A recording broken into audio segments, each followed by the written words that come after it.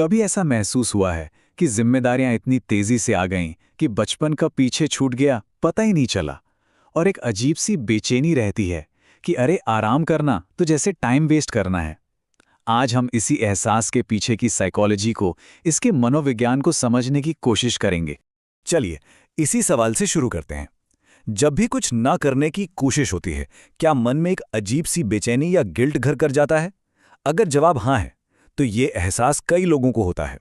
देखिए, साइकोलॉजी कहती है कि ये एहसास किसी के बहुत ज्यादा मैच्योर होने की निशानी नहीं है। असल में ये एक बहुत गहरी आदत है, जो मुश्किल हालातों से निपटने के लिए, सर्वाइव करने के लिए बनी थी। तो चलिए, अब इस पूरी प्रक्रिया के जड़ तक चलते हैं। साइकोलॉजिस्ट्स ने इस अनुभव को एक खास नाम दिया है, और वो है पेरेंटिफिकेशन। इसको आसान शब्दों में समझे तो पेरेंटिफिकेशन का मतलब है जब एक बच्चे को बड़ों वाली इमोशनल या प्रैक्टिकल जिम्मेदारियां उठानी पड़ जाती हैं, जैसे अपने माता पिता के लिए इमोशनल सपोर्ट बनना या फिर घर की देखभाल करना। और ये सब उस उम्र में जब वो इसके लिए दिमागी तौर पर बिल्कुल भी तैयार नहीं होते। इसका एक बहुत गहरा असर हमारे शरीर पर पड़ता है। हमारा जो नर्वस सिस्टम है, यानी हमारे शरीर का जो स्ट्रेस से डील करने का सिस्टम है, वो बहुत छोटी उम्र में ही लगातार प्रेशर का आदी हो जाता है। वो ये सीख लेता है कि सेफ महसूस करने के लिए मजबूत दिखना जरूरी है, अपनी सॉफ्ट फीलिंग्स को दिखाना नहीं। तो ये एक तरह का सौदा है जो ऐसे बचपन में होता है। सेफ्टी महसूस करने से पहले जिम्मेदारी निभाना सीख लिया जाता है और अपनी कोमल भावनाओं को महसूस करने से पहले मजबूती को अपनाना पड़ता है। तो सवाल ये उठता है कि बचपन का ये अनुभव आज एक एडल्ट की जिंदगी में कैसे नजर आता है। आइए इसके 5 सबसे बड़े संकेतों को समझते हैं। तो वो 5 खास संकेत कौन से हैं जो इस तरफ इशारा करते हैं कि बचपन शायद उम्मीद से पहले ही खत्म हो गया था? पहला संकेत है सर्वाइवल इंडिपेंडेंस, यानी जिंदा रहने के लिए आत्मनिर्भरता। ये वो वाली आत्मनिर्भरता नहीं है जो शौक से सीखी जाती है, ये मजबूरी में सीखी जाती है। इसका मतलब ये है कि किसी से मदद मांगने का तो ख्याल ही नहीं आता। क्यों? क्योंकि दिमाग ने बहुत पहले ये सीख लिया था कि भाई सब कुछ अकेले ही संभालना है, यही एक तरीका है।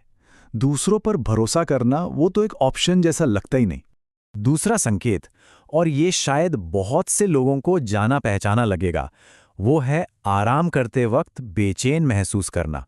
एक पल भी शांत बैठना मुश्किल लगता है ना? ऐसा इसलिए होता है क्योंकि एक तनाव से भरे बचपन में शांत माहौल का मतलब अक्सर आने वाले किसी तूफान का संकेत होता था। तो बॉडी का जो स्ट्रेस सिस्टम है वो हमेशा अलर्ट रहता था। आज भी कुछ ना करना अनसेफ महसूस कराता है। अब आते हैं तीसरे संकेत पर। यह थोड़ा सा कॉम्प्लेक्स है। इसे कहते हैं स्प्लिट मैच्योरिटी। इसमें बाहर से तो इंसान बहुत समझदार दिखता है, पर अंदर से एक खालीपन महसूस होता है। यहाँ एक गहरा अंदरूनी बंटवारा है। बाहर से आप दुनिया के लिए सबसे समझदार और जिम्मेदार इंसान हो सकते हो, लेकिन अंदर से एक कन्फ्यूजन है, एक अधूरापन।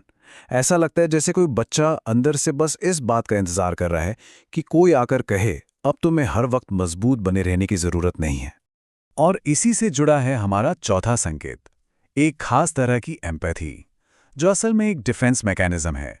ये दूसरों की भावनाओं को बहुत गहराई से समझने की काबिलियत है। बचपन में खुद को सेफ रखने के लिए दूसरों के मूड को समझना बहुत जरूरी था। यही आदत अब हाइपर अवेयरनेस यानी बहुत ज्यादा जागरूकता बन गई है। आप लोगों को पढ़ने में माहिर हो जाते हैं, लेकिन अपनी फीलिंग्स को छुपा कर रखते हैं, क्योंकि आप जानते हैं कि बिना सेफ्टी के किसी की परवाह करने की कीमत क्या चुकानी पड़ सकती है। और हमारा 5वां और आखिरी संकेत है अपनी जरूरतों के लिए गिल्टी महसूस करना। मतलब किसी भी तरह की मदद या देखभाल लेने में एक अपराध बोध महसूस करना।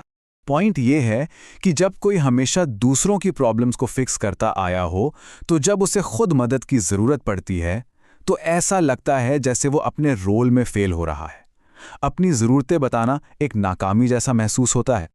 तो इन सब संकेतों को जानने के बाद अब ब्लेम करने का नहीं, बल्कि समझने का वक्त है। अपने पास्ट को एक नई नज़र से देखने का। ये एक बहुत बहुत ज़रूरी बात है जिसे समझना होगा।